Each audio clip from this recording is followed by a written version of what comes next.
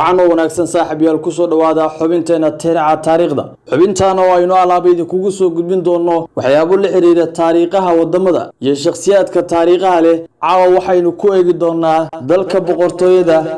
دالك نقالها دالك النبدا اسبين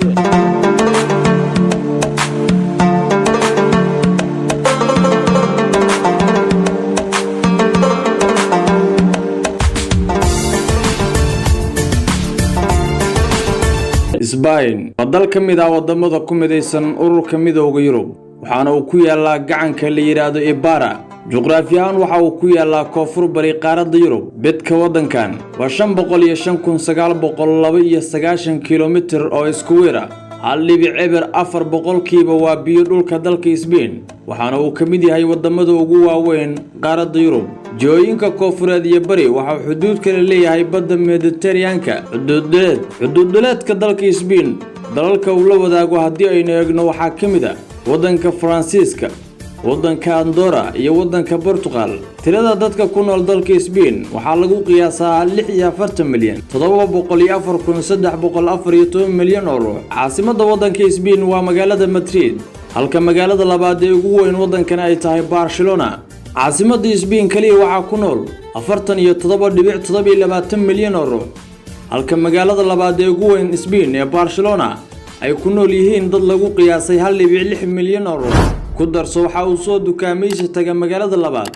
4.5 milyan oo ruux meelaha ugu caansan dalka Spain waxa kamid ah jasiiradaha la yiraahdo Balearic iyo Canary oo ku yaala badda Mediterranean-ka dalka Spain waa dalka labaad ee ugu weyn wadamada galbeedka Yurub iyo dalka shanaad ee ugu weyn qaaradda Yurub waana dalka 13aad ee dunida ugu weyn uguna dhaqaalaha badan waxa uu ka kooban yahay ilaa iyo 50 gobol dalka Spain taariikhyahanadu waxa ay sheegaan in la degay 200 sano ka hor dhalashadii Nabi Ciise calayhi salaam sanadku markuu ah 1992 waxa dalka laga dhigay dal boqortooyo ilaa haddana boqortooyo ayuu ku jiraa dalka Spain waxaana uu kamid yahay wadamadii gumeystay wadamo badan oo ku yaala dunidan waana tan keentay in ka badan 500 milyan oo ruux maanta ay ku hadlaan afka Isbaanishka luqadda wadanka Spain looga hadlo waa Spanish waxa ay sida dawladdu aqoonsan tahay oo dalkaasi looga hadlo luqado kale oo ay kamid yihiin luqadda Basque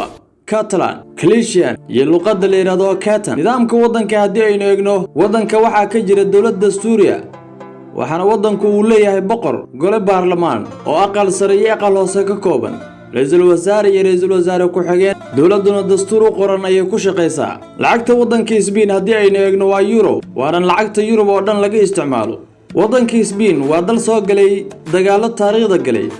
waxaana la xasuustaa dagaal sokeeye wadankaasi ka dhacay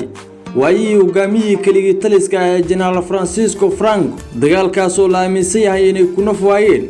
in ka badan 500 kun oo ruux dhanka ciidamada marka aynu eegno dalkaasi waxa uu leeyahay ciidamo aan tiro yareyn oo kumanaan gaaraya waxayna kamid yihiin ciidamada ugu facaweyn dunida waxaana la aaminsan yahay in la aasaasay qarnigii 15aad ciidamada dalka Spain waxay toos uga amar qaataan boqorka dalka waxaana ay qayb ka yihiin ciidamada gaashaanbuurta NATO kuwa midowga Yurub iyo kuwa qaramada midoobay tirada ciidamada lugta ee Spain waxay gaarayaan 75,000 oo askari kuwa badda waxa lagu qiyaasaa 20,800 halka ciidamada cirkan ay gaarayaan 20,300 oo askari dhanka diimaha marka aynu eegno dalka Spain waxay u badan yihiin masiixiyiin Katoliyiin waxaana ay ka yihiin dalkaasi 69% dadka aan wax diin aanan haysan dalkaasina ku nool waxa lagu qiyaasaa tiro ahaan 26% inay ka yihiin dadka diimaha kale heestana dalka Spain waxa ay ka yihiin 2% dhanka dhaqanka hadii aynu eegno dalka Spain waxa uu dhaqanaan kala siman yahay wadamada reer Yurub dhanka xirashada dharka iyo sidoo kale dhanka cunadaba dalka Spain dadkoodu badi waxa ay cunaan kalluunka iyo waxyaabaha badda laga helo hilbaha xoolaha sidoo kale Spain waxa laga cunaa qansiirka ama doofaarka oo ay cunaan dadka aan muslimiinta ahayn ee 69% tiraanka dalka Spain dhanka magacyada hadii aynu eegno Spain waxa jira magacyo badan oo ay baxsadaan isla markaana loogu magac daro inanka ama inanta dunida ugu soo biiraya balse waxaan soo qaadanaynaa 20 magac ee ugu isticmaalka badan dalka Spain aynu ku bilowno magacyada ugu badan ee laga isticmaalo waxa kamid ah Garcia, Fernandez, Gonzalez, Germany, Rodriguez, Lopez, Martinez, Sanchez, Perez, Martinez, Gomez, Ruiz, Hernandez, Jimenez, Diaz, Alvarez, Moreno, Monos, Alonso,